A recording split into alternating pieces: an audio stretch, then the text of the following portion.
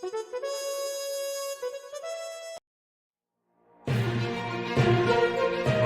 Lewis in the Black Horse Pub.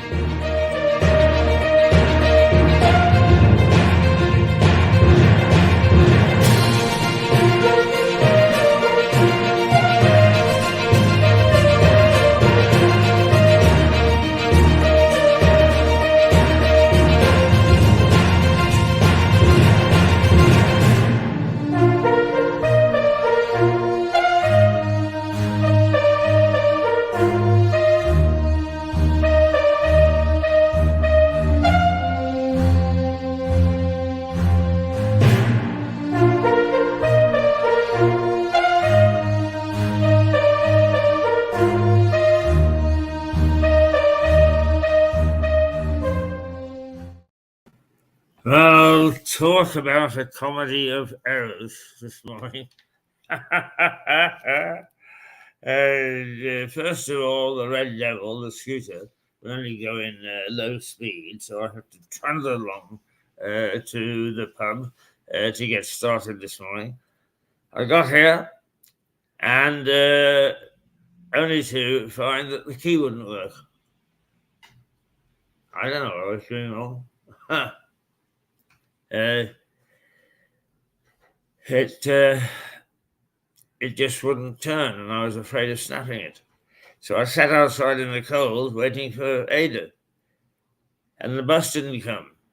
The buses apparently aren't running according to schedule this morning. Luckily, Michael, God bless him, was coming in this morning, and he saved the day. But by that time, it was 20 to 8. So I've had to sort of dash and put things together and get started on a frosty Monday morning. A Monday that is simply not going to improve, I can tell. You can always tell when this sort of thing happens. But I should, I think, find you the weather because it is the main topic this morning, or one of the main topics. And we certainly overnight and yesterday, it was awful, just awful. So this morning is just carrying on with what the weekend was like. Okay, here's the forecast. It's going to hit 11 degrees. Wow, we can almost get a sunburn. With light rain, well, that's holding off at the moment. And a fresh breeze, that's not holding off at the moment. Yes, it is fresh. And a weather warning has been issued by the Met Office. And the warning is it started at 12 o'clock midnight last night, and it's going through until midday today, lunchtime. Strong winds associated with Storm Aisha are likely to bring some disruption to travel and utilities across the UK, both yesterday and today. There is a chance, say the Weather Office, of injuries and danger to life from flying debris. Some damage to buildings, such as tiles blowing from roofs, could happen. Road, rail, air, and ferry services may be affected, with longer journey times and cancellations possible. Some roads and bridges may close. Power cuts may occur with the potential to affect other services, such as mobile phone coverage. Injuries and danger to life could occur from large waves and beach material being thrown into seafronts, coastal roads, and properties. So there you are. It started off at 5. It's 10 already. It's 10. Close to the maximum for the day. What about the rest of the week?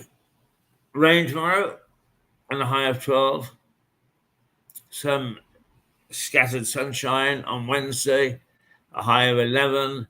Thursday, it's going to rain again, 11 degrees. Friday, sunny, 10 degrees. Saturday, the 27th, 9 degrees, and scattered sunny periods. Oh dear, oh dear, oh dear. I have to say that when you sit out in the cold, it saps your energy. So my energy is sapped. It's a great start, isn't it? A great start to the day. Never mind. What we'll do is we'll go and take a look at the news headlines. Or yes, we will, because it's quite a busy day. We have the two Bs at in 55 minutes, followed by Harry Atherton from Normandy.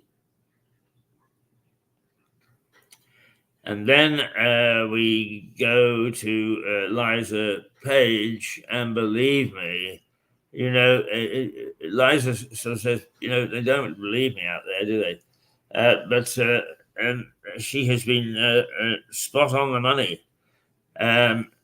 with what's been going on over the weekend, because challenges to both the World Economic Forum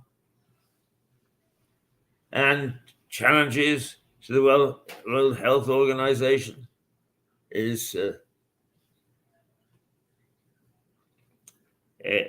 have come and from not oddball, quirky people such as us, but from established organizations. And although there isn't much about that in the news this morning that I can see, it's certainly been taking place over the weekend.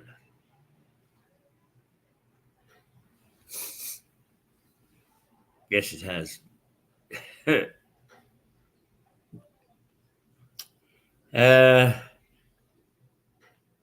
Yeah, a full morning, and I will go to the news headlines now.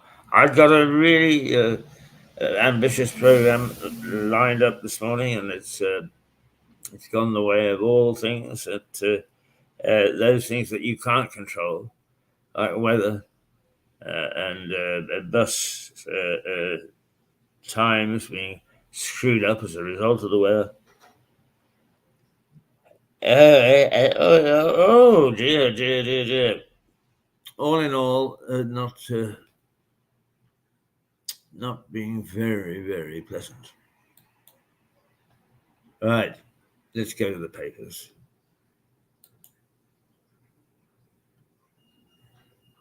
Of course, there is the boys down in the basement who think up all new things for social media. Have thought up some stuff this morning, which means, do you want to test it and so on before you get to where you... The Daily Express we'll start off with, which the headline is Sarah Ferguson in good spirits after shock new cancer diagnosis. Goodness gracious me, that's the third royal within a few days to go down. A number of Monday's front pages report the Duchess of York's announcement that she has been diagnosed with malignant melanoma. The Express carries the statement from Sarah Ferguson's spokesman that she was in good spirits after the diagnosis. It took place following the removal of a cancerous mole during treatment for breast cancer. Wow. She's under the gun, isn't she, being attacked three sides. Oh, dear. The Sun, Fergie's new cancer battle. So it leads with that as well. The Duchess hit for the second time in 6 months. The Sun says the Duchess of York faces an anxious wait to see if the disease has spread. It adds that it is the third royal health blow this week, following news of the Princess of Wales having abdominal surgery and that the King will undergo treatment for a benign prostate condition. Well, there you are. Oh, dear. A pretty sickly family right now. When you consider that the Queen almost reached her centenary, it's a bit surprising that they're all going down like flies. I don't mean to be disrespectful in saying that, but the family seems to be suffering a lot at the moment. Okay, let's see what else we've got here. The Mirror.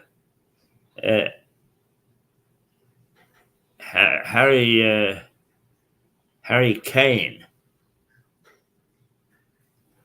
Oh, it's on the front page of the Mirror. It's okay to ask for help, says Harry.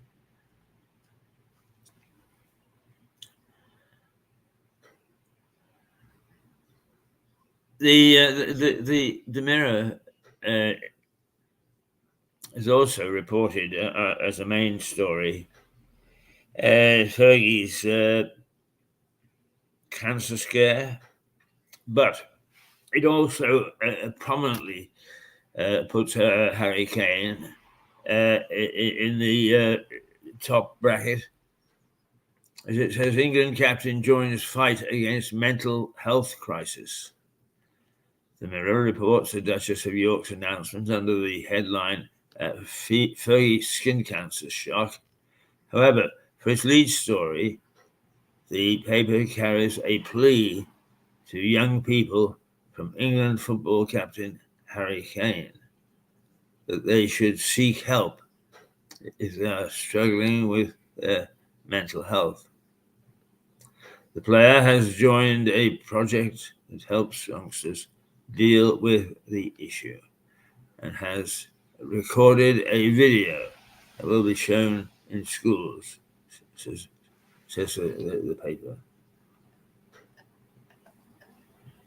The Metro, the whole country under weather alert.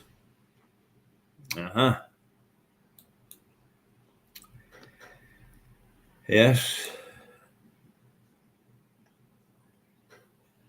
The whole country under weather alert.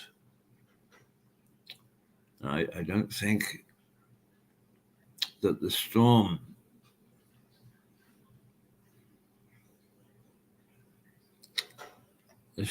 peaks came through. Partly my fault because of the late hassle. So the Metro vicious, VISHOUS, it says vicious storm batters Britain. Many papers also carry the news of Storm Isha, which has started to hit the UK. The Metro joined several front pages in carrying a photograph of large waves off the south coast, noting the whole country is under weather alert from the vicious, it says VISHOUS, a play on words, conditions. Change of pace with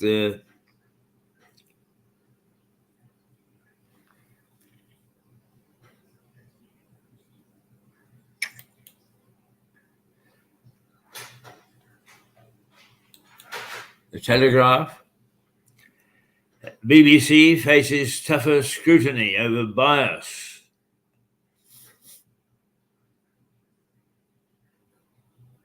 Although it does put as a second headline, Storm Isha, to bring a day of rail chaos and tornadoes. So we better batten down the hatches.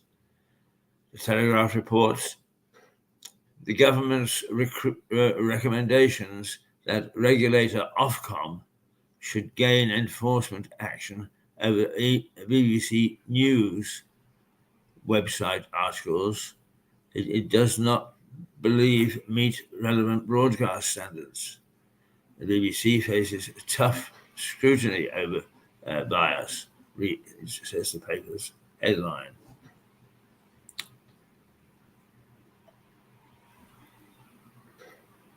The Daily Mail. Fergie, I have skin cancer. Days after the shock news from Charles and Kate, and months after her mastectomy, Sarah reveals she has aggressive form of the disease.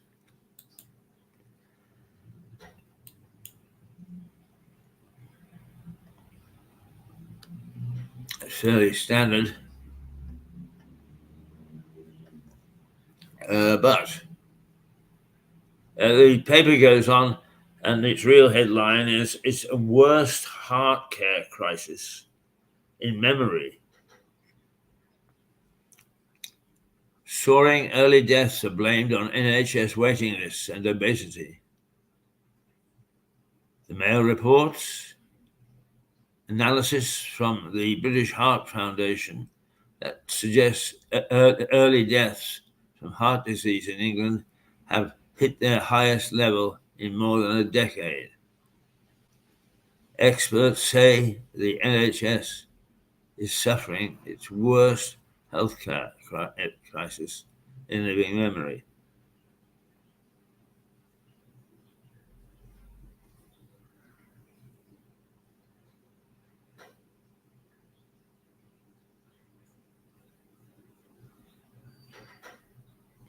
Well, the Mail reports analysis from the British Heart Foundation that suggests early deaths from heart disease in England have hit their highest level in more than a decade. Experts say the NHS is suffering its worst heart care crisis in living memory. And I think I read that just a moment ago, but nonetheless, it bears repeating. The Guardian, a surge in modern slavery in social care sector since visa rules ease. That's a different tack. The Guardian says modern slavery in the social care sector is surging after ministers relaxed immigration rules to fill thousands of vacancies. Its lead story cites unpublished figures from an anti-slavery charity that show at least 800 people are still working in care homes or residences where patients are undergoing treatment, presumably.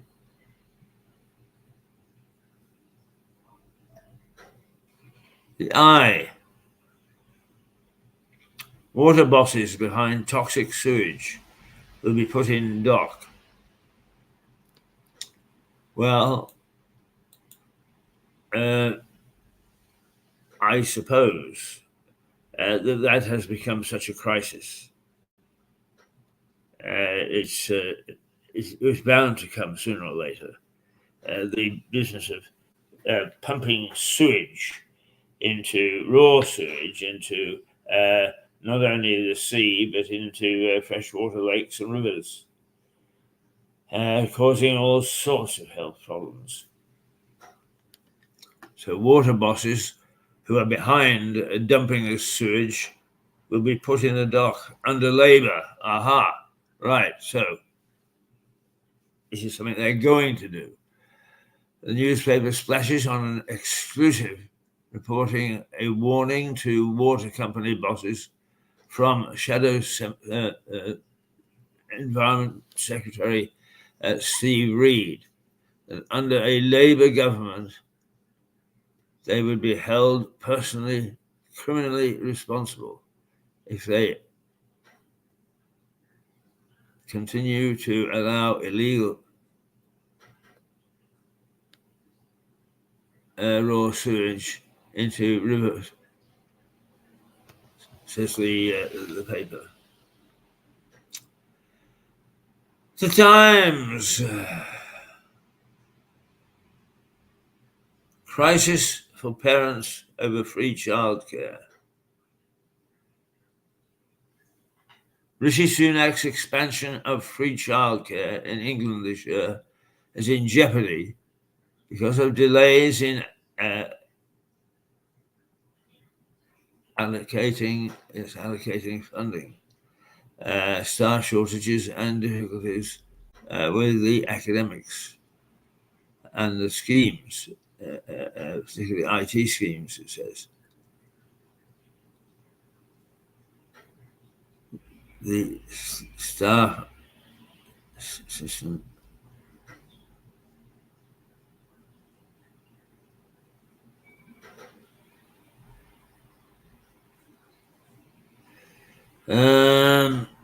Rishi Sunak's expansion of free childcare in England this year is in jeopardy because of delays in allocating funding, staff shortages and difficulties with the scheme's IT system. It's having a go at delays caused mainly, I suppose, by government. Yeah. Financial Times. Surging stock prices propel top-tier hedge funds to the best profits on record. Well, some good news from stock markets. The FT says the world's most successful hedge funds made their biggest profits in more than a decade last year.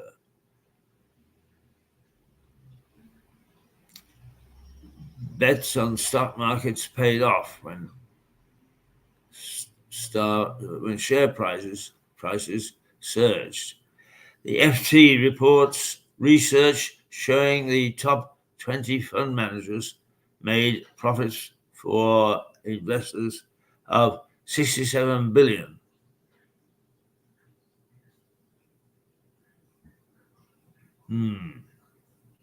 $500 billion plus up.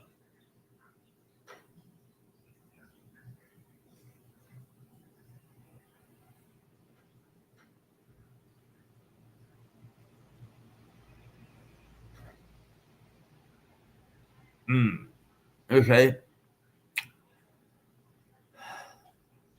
Star. We all love the Star. TV legend Brian Blessed. I wrestled a 48-stone gorilla, and the girl gorillas all fancied me, he says. The Star reports a revelation from actor and wildlife conservationist Brian Blessed during his current stage show that he used to wrestle with a gorilla in his local zoo. Just when you thought it couldn't get any crazier, reads the paper's headline. Oh dear, oh dear, oh dear. Well, it's a whole mix this morning, isn't it? At 8:28. The weather, I suppose, will be the main talking point, particularly if this storm continues throughout the day, which some are forecasting it will, and that it will cause havoc. particularly with buildings, transport, and so on. Perhaps I shouldn't have come to work this morning. Oh dear, oh dear, oh dear. Now, I think that one of the things that has been in the news is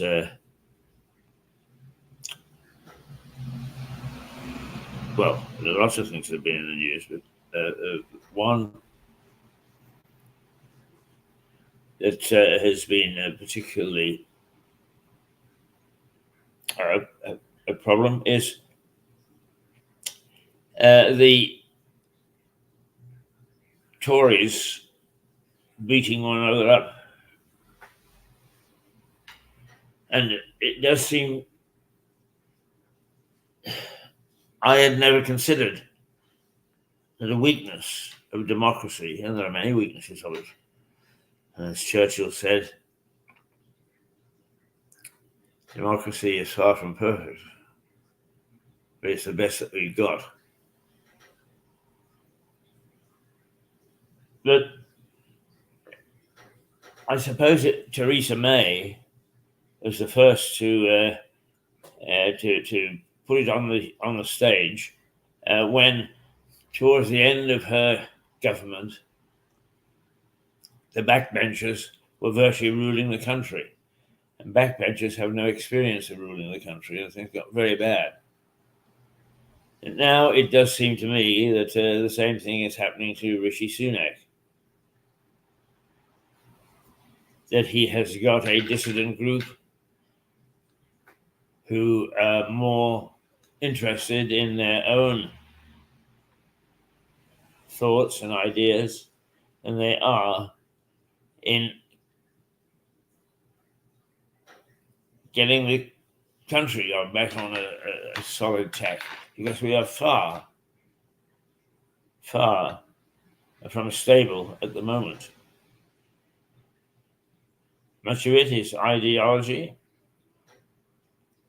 but some of it is that we haven't addressed quite forcefully enough some of the things like inflationary tendencies, interest rate rises,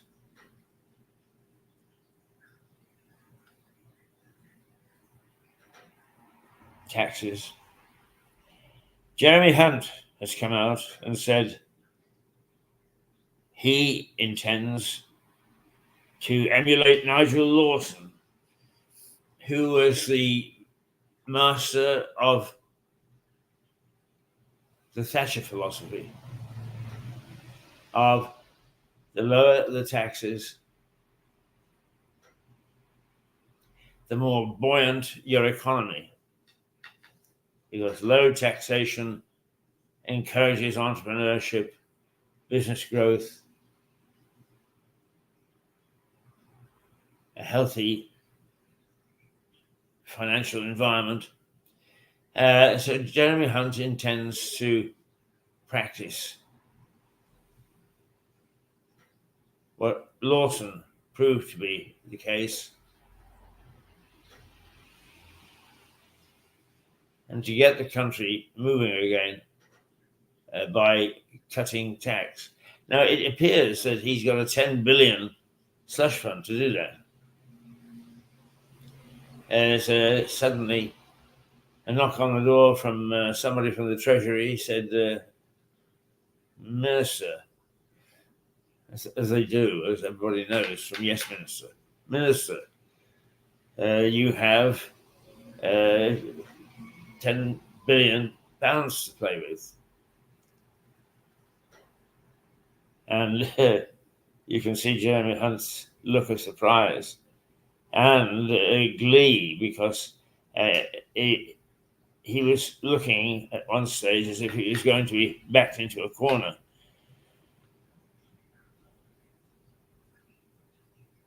With an election coming up, an election that the Tories can't avoid unless they decide to call an early one.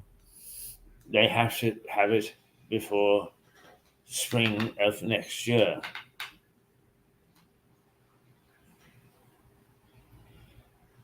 And a lot of the backbenchers are playing silly buggers. I'm not saying that Sunak gets everything right, he doesn't. But life has been made much more difficult for him by those people who are determined to have their own way. And like Theresa May, it's been the tail wagging the dog.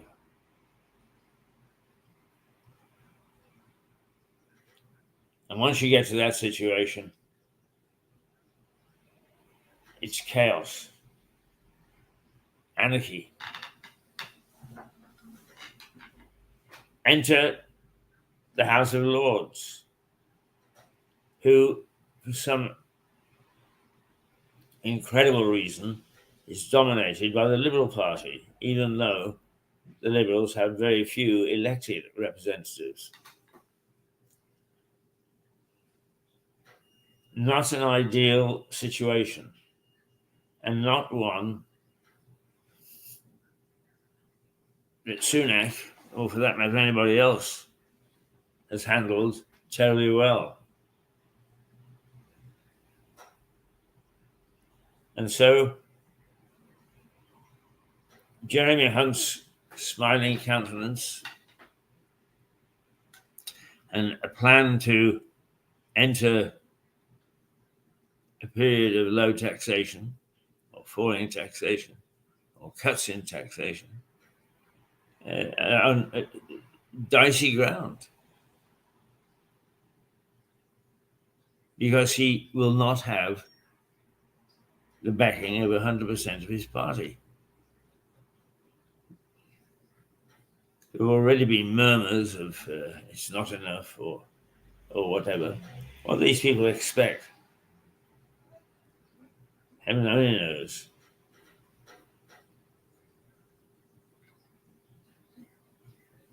They cause frictions within the party,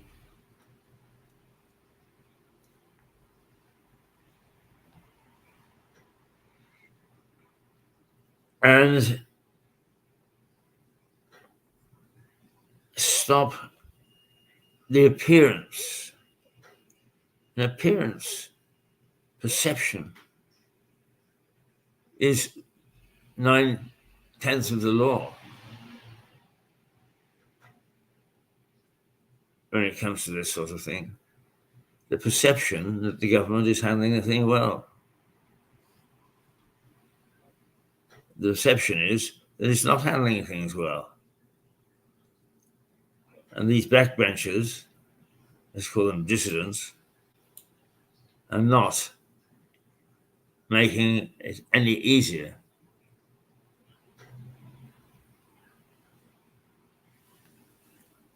Hello.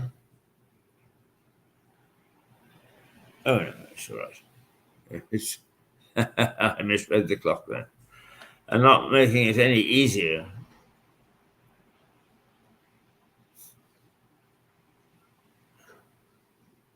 for the government to, rightly or wrongly, take a firm stand.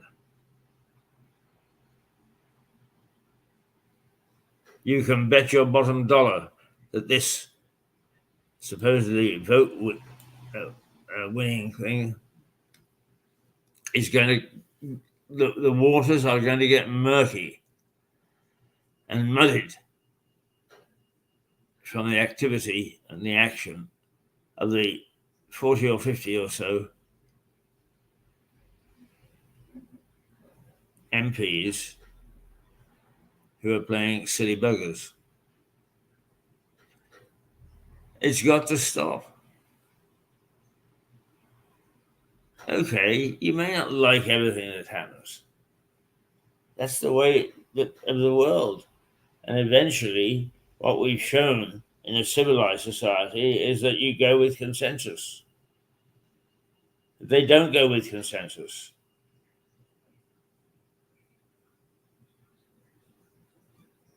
they dig their heels in and demand their own way.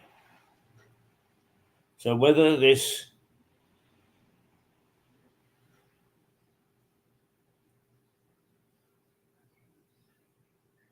windfall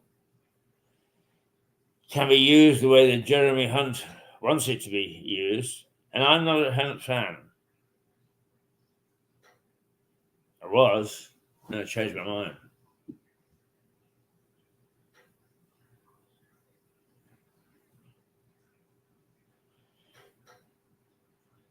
But he does demand, and if in fact he can cut taxes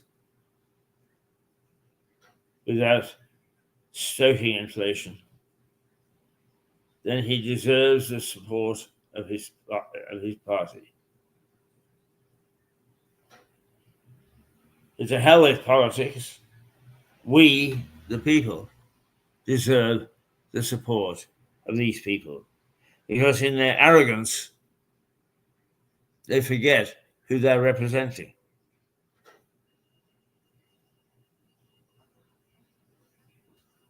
They represent us. And they should always be thinking about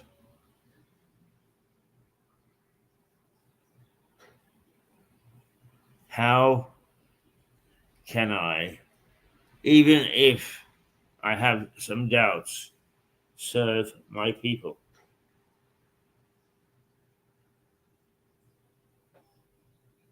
And it's not happening.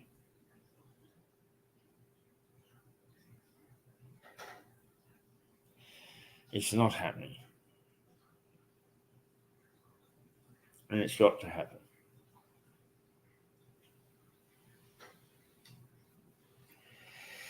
Okay, that's the morning. I'm going to have to do a little bit of because of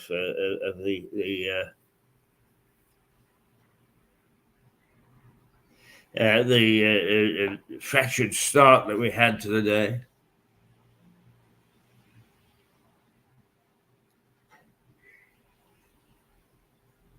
You're going to have to do a little bit of repair work right now. So I'm going to leave you for 5 minutes or so, and then we will be back with the two Bs and see what they got up their sleeve this morning. All right. Let's say a temporary toodlepip. From Lewis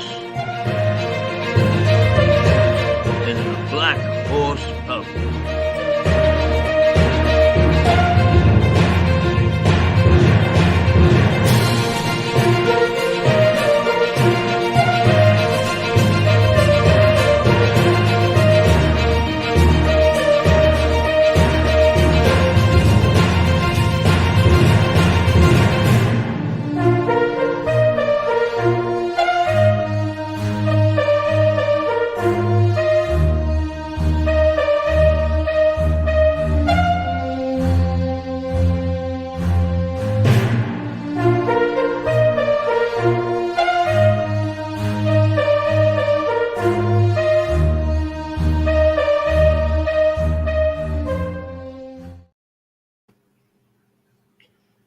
Back in a little while.